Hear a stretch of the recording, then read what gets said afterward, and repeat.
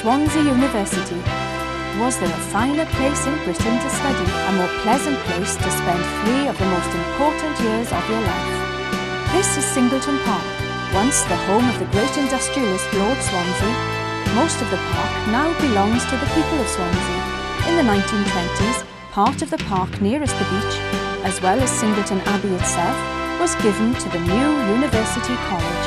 To this day, the university is proud of its site and confidently boasts that it has the most impressive setting of any British university.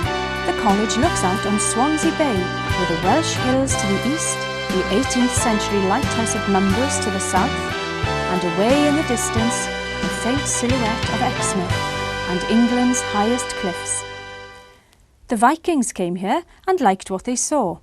Swansea, or Swansea, was almost certainly originally a Viking settlement. Then the Normans came and made Swansea an administrative and military centre. Today, the remains of 2 great medieval castles remind us of how much significance the kings of England attached to Swansea in their battles against the wild native Welsh. For centuries, merchants and traders used the port of Swansea, but it was the Industrial Revolution of the 18th century that was to transform the city and its harbour. Swansea Bay was full of ships, bringing ores from all over the world, especially from South America. Several industrialists took the opportunity of using their ships to import exotic plants, and soon found that in Swansea's mild climate, these plants and trees flourished. In the city centre, this greenery thrives beside the modern shops and, of course, Swansea's traditional market, famous for its locally grown produce, plus Welsh cakes, cockles and laverbread. However, in Swansea now, the emphasis is more on leisure. The harbour in Swansea is now dominated by the new marina. There are yachts here from all over the world. In the early 19th century, this was the most fashionable part of the town, and once again, families have the chance to live on the waterfront. Meanwhile, across the bay in Mumbles, water sports are very much to the fore. World Championship yachting events are held here, there are regattas and, of course, water skiing. From Mumbles Head, the bay appears to be a great lake enclosed by hills. What a place then to study for a degree. The campus is surrounded by glorious parkland and has panoramic views of the bay.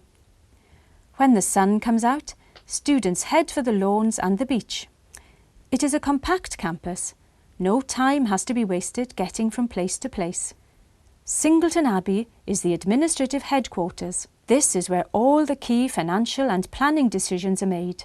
Nearby is the library, which houses over 500,000 books and can accommodate over 1,000 readers. One can always find a seat, except perhaps just before examinations. Nearest the library are the Arts and Social Science departments, including the modern James Callaghan building. Opposite the impressive Digital Technium is the Faraday Tower, which rather dominates the campus.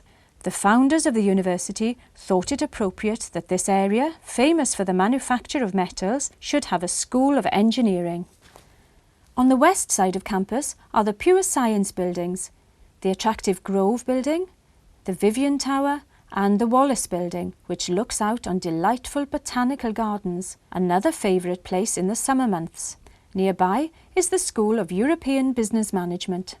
Fulton House, named after one of Swansea's most distinguished principals, is at the centre of the campus with great views of the bay. This is the main service building. Inside are the university's main restaurants and JC's bar. There is also the corner shop, the copy shop, a post office and the Ent stall. Behind Fulton House is Mandela House, containing all the student union facilities and its own bar, Divas.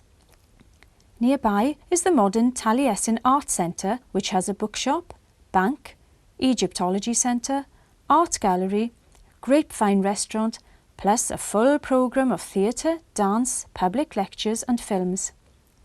What makes the campus lively is that 900 students live on site in 7 halls of residence. The towers look alike, but there is fierce competition between the halls. Each has a personality of its own. More informal and no less popular is the student village at Hendra Voilen, known as Hendra to students, and just 1.5 miles from campus. The accommodation is in self-catering houses. Each house has 10 or 11 bedrooms and the kitchen is shared. Students can relax and work here and then take the regular bus service to campus, though many students prefer to walk. Closer, just a 5-minute stroll from the college, are the university's playing fields and sports centre. Here, both outdoor and indoor sports can be enjoyed at all levels. One can learn to swim, play tennis, or just work out in the lunch hour. In the evening, of course, there has to be some diversion. The movies are a passion at Swansea. Students crowd in to the late-night showings at the 10-screen cinema. Then there is the Kingsway and Wine Street. Swansea really comes alive at night with its selection of pubs, restaurants and clubs all crowded into one select area. In Swansea, students are highly valued customers. In June is the Grand Summer Ball, one of the largest student social events in Europe, where 5,000 students gather to party and to say farewell to the academic year. To recover from those late nights, students can escape to Gower, that 20-mile peninsula that stretches to the west. This was the first designated area of outstanding natural beauty in the whole of Britain. It has an area of magnificent views, of charming villages, ancient castles and churches, and above all, breathtaking beaches.